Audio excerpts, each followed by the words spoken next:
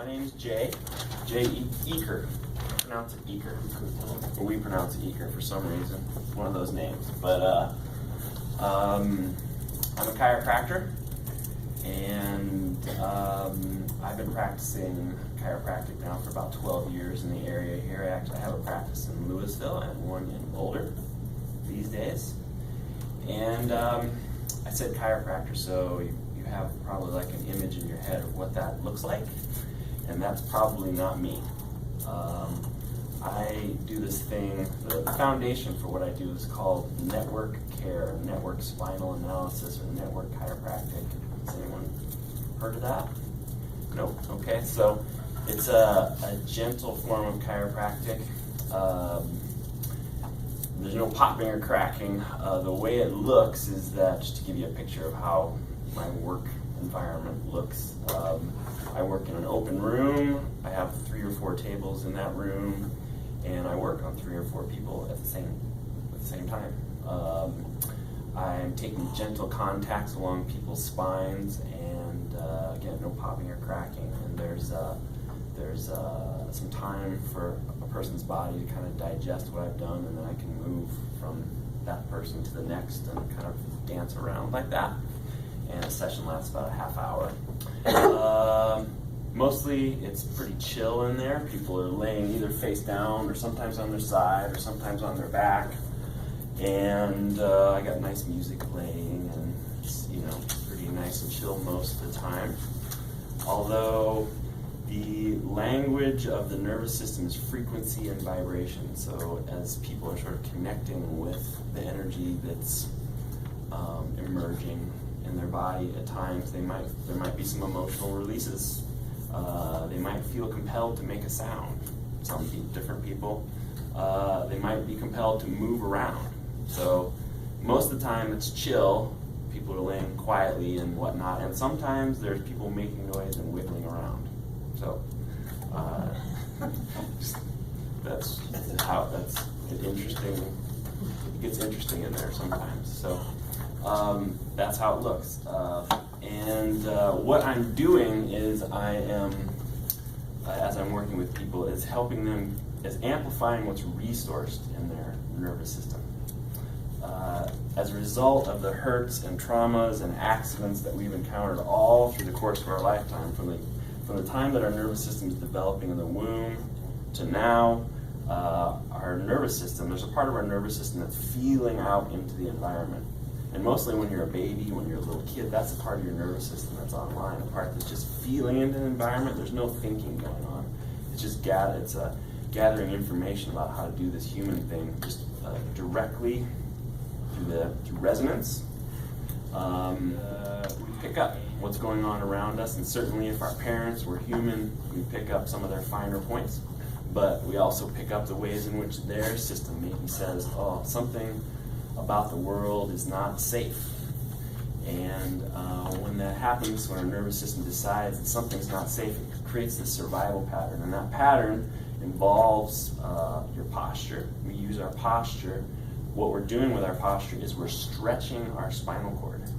It's called neural tension. We stretch our spinal cord, and that when neural tissue is being stretched, it decreases its ability to conduct information, especially emotional information. So it's a strategy that we've learned that helps us not feel, which is handy if your environment is really hard. If you have a really hard, challenging environment, if you gotta make it back to the village with a saber-toothed tiger gash on your leg, or you gotta you're living in a grass sod house in the middle of Minnesota in the middle of winter, or times and places where life is like really, really hard. It's like handy to not feel. So that's one strategy that we use, but we also we sequester energy in our body with tension. We use muscle tension to wall off energy in our body and to keep parts of ourselves separate from other parts. It's kind of like different parts of our body house different aspects of our being. They have their own personality, their own thoughts, kind of their own energy, and we may learn along the way that, it's not like this part is okay, but this part's not okay. This part's okay, but this part's not okay, just from feeling into our environment. And part of that survival pattern is we separate those parts, there's an actual physical manifestation of that. We build tension, we tend to stick energy back here and hold it back there, and we pinch things off in the front. So there's this defense physiology and defense posture that happens. We stick tension back here, and part of why we're doing this is we're separating this part from this part. So that's kind of what happens, but what I'm doing is so there are parts of your body that are anchors for that, for what's not working, for what's not resourced, for where your nervous system has created these survival patterns, and you probably know those parts. You know, I always have all my tension here, or it's my hip, or you know those parts where those are the parts that are sort of connected to what's not working, what hurts.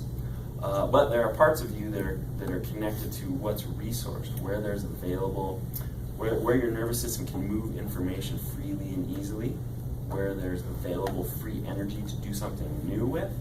Because in those places where your body stores the survival pattern, there's no available free energy to do something new with. It only knows how to run out the survival pattern. But your nervous system is a self-organizing, self-observing system, which means it's making a billion choices right now that you don't even have to think about, thank goodness. We'd fall apart if we had to, think about doing your job and digesting your food and keeping your heart beating or whatever. We'd all drop dead. But fortunately, we don't have to think about that. So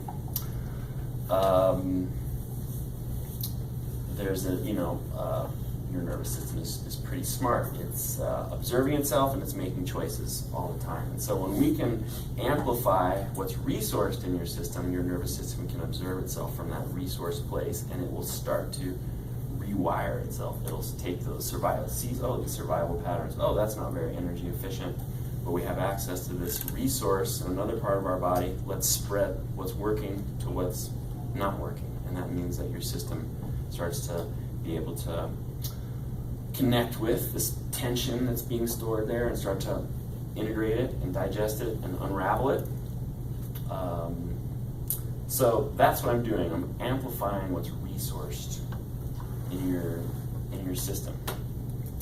And over the course of 12 years, having worked with thousands of people in that way, I would say that something that I've started to notice is that life is there's a flow of life.